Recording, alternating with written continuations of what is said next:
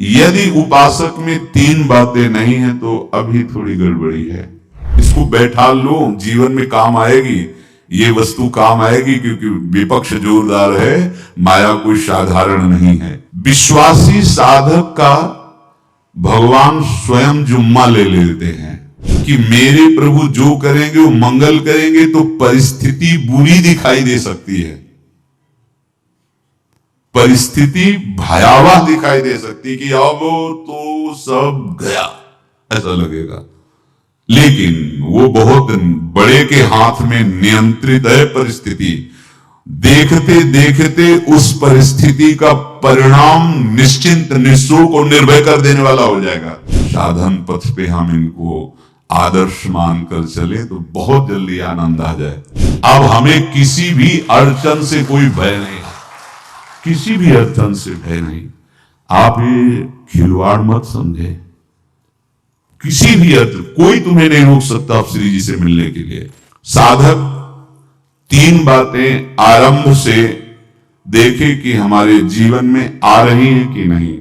पहली बात, भगवान पर पूर्ण श्रद्धा विश्वास। अनंत ब्रह्मांडों के स्वामी हैं, काल भी उनके अधीन है। डरना क्यों भाई, किस बात का डर लगना है? अगर डर है, भय है, तो अभी श्रद्धा विश्वास स्वामी में नहीं है।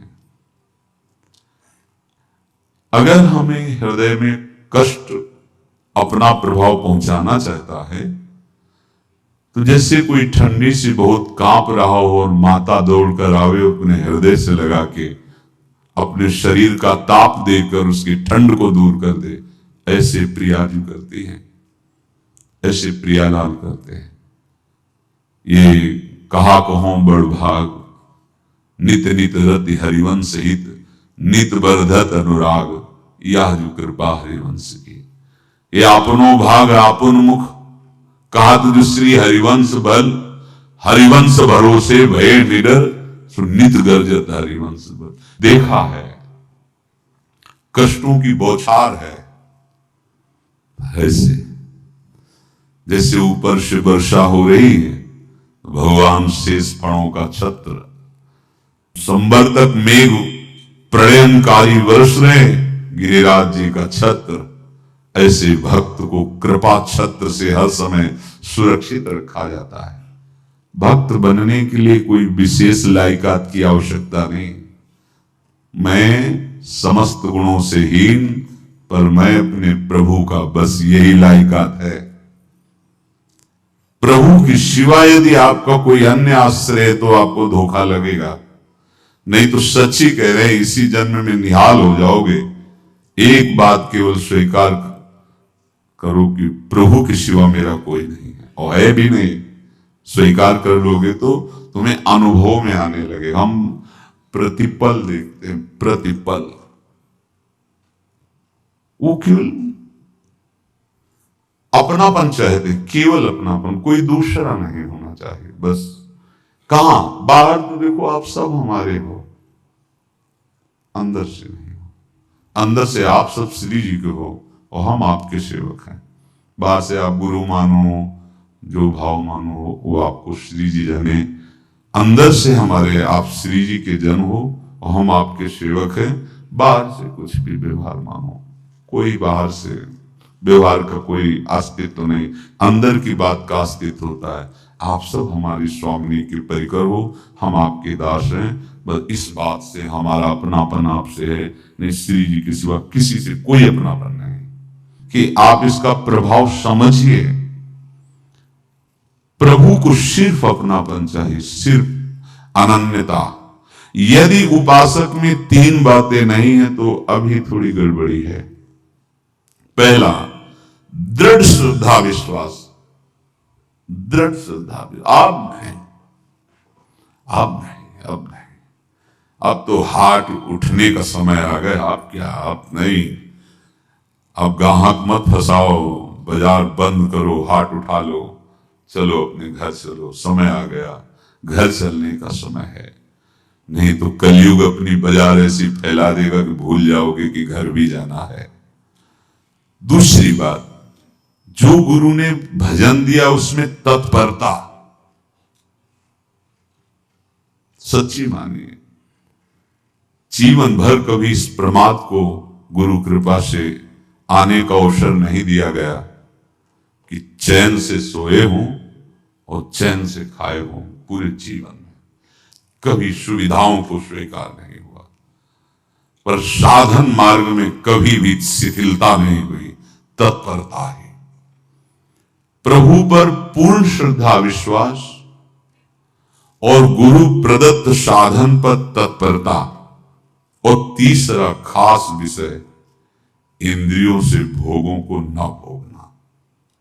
तब ये जो रंग है परमार्थ का, तब अब 2-4 माला की मनमानी आचरण किए कहते हमें भगवदानंद की स्फूर्ति नहीं होती।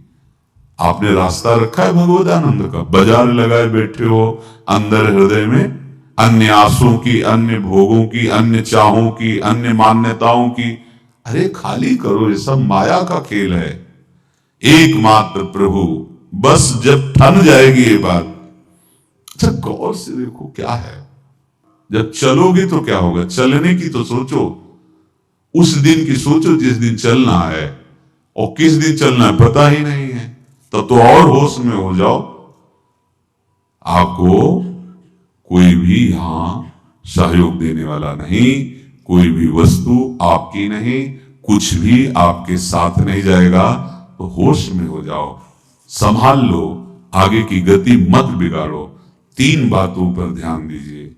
श्रद्धा और विश्वास अटूट अपने इष्ट पर। दूसरी बात, हमारे हृदय में जो गुरुदेव ने उपासना का बीज रोपण किया, तत्परता।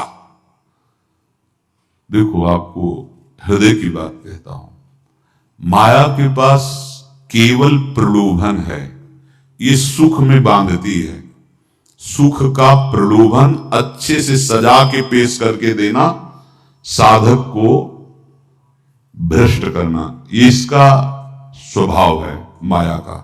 माया किसी व्यक्ति का नाम नहीं, किसी शरीर का नाम नहीं। भगवद विमुखता जिस वस्तु व्यक्ति स्थान से हो वही माया है। माया का मतलब थोड़ी जैसे कोई स्त्री शरीर पे आरोप कर दे या पुरुष शरीर पे आरोप कर दे ये तो माया है, तो और क्या है। मैं, मोर, तोर, तय और जहां तक इंद्रियां जाए, जहां तक मन जाए, सब माया ही है। इसको देखा है भगवान के पार्षदों में। ये क्या करती है, चमकीली लेबिल लगाकर सुख का चारा डाल करके जीव को बांधती है। इससे सुख मिलेगा, बहुत सुंदर है ये वस्तु, ये शरीर, ये व्यक्ति, ये स्थान, ये पद, इससे वो बांधती है।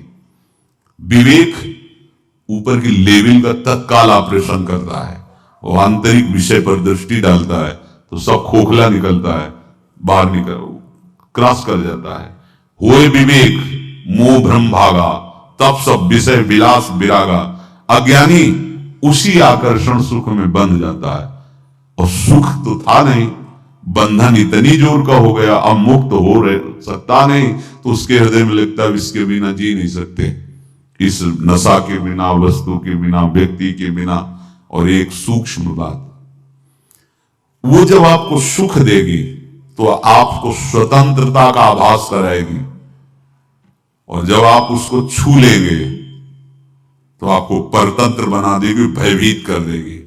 तो आप डाउन होकर के अपने अस्तित्व को मिटाकर पूरा जीवन बर्बाद कर देंगे। इन शब्दों को लिख लो, अपने हृदय में लिख लो।